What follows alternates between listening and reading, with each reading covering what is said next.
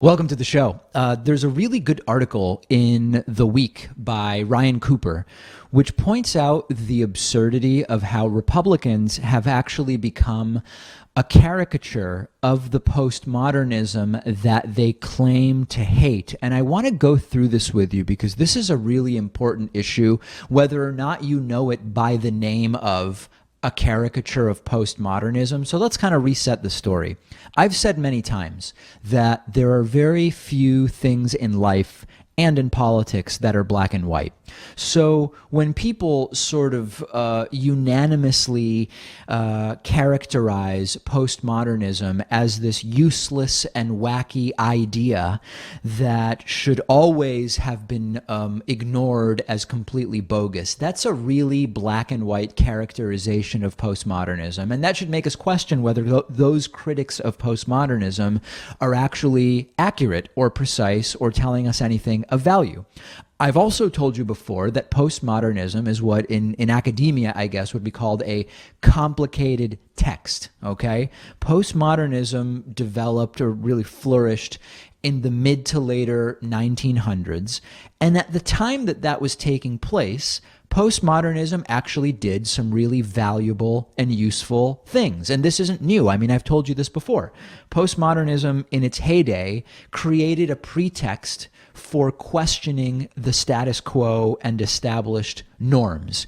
It created a sort of context for exploring, how did we get our values? Are these values actually coherent? Do they make sense? It furthered the idea generally that there's often more to whatever superficial or objective initial analysis we might receive or make ourselves. And that's all really valuable stuff, particularly at a time where there was even more pressure than at other times in history to sort of fall in line with the status quo and the sort of official position of governments or systems of authority. So that's really valuable, and it was valuable at the time. Now, there's also sort of wacky stuff in postmodernism. If you take postmodernism to the extreme, you will get silly ideas like nothing has any objective meaning. Every idea and object in the universe is pliable in what it means and is. And if you take that to the extreme, it effectively becomes useless in figuring things out. It becomes useless in allowing us to have productive conversations about what is in the world. So the point is, it's not black and white, and the context in which postmodernism arose is very different than what the context is today. The right and people like Jordan Peterson and others have caricatured postmodernism as just the wacky, crazy thing that I described to you. The reality, as I've been saying, is that number one, this caricaturization of postmodernism isn't accurate, but more importantly, it's actually the right that falls into the use of postmodernism in exactly the way they claim to characterize the left's use of it. So let's get some examples so we can be really specific. When the left says race has a significant socially constructed element to it, we're not saying race literally doesn't exist or is completely meaningless or whatever. We're saying, yes, there are ethnic markers that we can use to categorize people along the lines of what we call race and ethnicity. But the concept of race as it impacts society is mostly a construct based on relatively minor ethnic and genetic differences that is mostly a factor based on how society perceives race and categorizes people in other ways on the basis of their perceived race and ethnicity.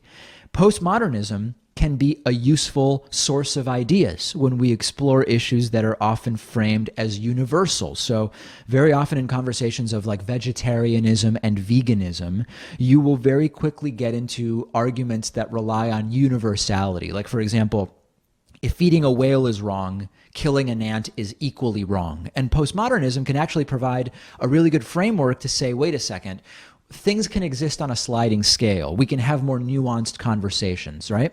The problem is that the right is fully in on the wacky postmodernism that they say exists on the left, but it mostly doesn't exist on the left. And Ryan Cooper points this out in his article in The Week, which I'm linking to, and I encourage you to check out. Climate change, for example, the reality of science and the scientific consensus, everything's open to interpretation. There are alternative facts. I have my ideas about what the climate science actually means. All of a sudden, reality doesn't matter. That's very postmodernist in the way that the right criticizes the left. The budget for building the wall would be another example. Experts agree. It's a pointless waste of money, which will not achieve its stated goals. Doesn't make a difference to the right because the wall is not about a literal wall. It's a useful postmodernist cultural signifier for being tough and being manly and patriotic and all of that stuff. That's a postmodernist use and interpretation of a US-Mexico border wall. And it's the right that's doing it, not the left. And we could go on and on with other examples, but what Ryan Cooper does in this article in The Week, and what I've been doing here on the show, is pointing out that the wacky postmodernism that the right claims to criticize on the left exists almost exclusively on the right. I'm really glad that this article in The Week is pointing it out. I encourage you to read it. And if you disagree with me, if you believe that actually the caricature of postmodernism on the left by the right is accurate, then let me know, because I'm simply not seeing any evidence of that. One of today's sponsors is privacy.com/Pakman. This is a free service that I've actually been using myself for a while now, and I love it. You just take a few seconds to link your debit card or bank account to privacy.com's mobile app or browser extension for Firefox and Chrome. And what that does is allow you to instantly create virtual credit cards that are linked to your bank account so that you're not actually putting your real debit card number on the internet. And you use these virtual credit card numbers to buy things online. And with one click of a button, you have the ability to create multiple virtual cards, delete cards, freeze and unfreeze cards. You can put a limit on a card so a company won't be able to charge you more than you actually want them to. And it protects you from being hacked. It protects you from companies being hacked, which we've been talking about for a while on the program.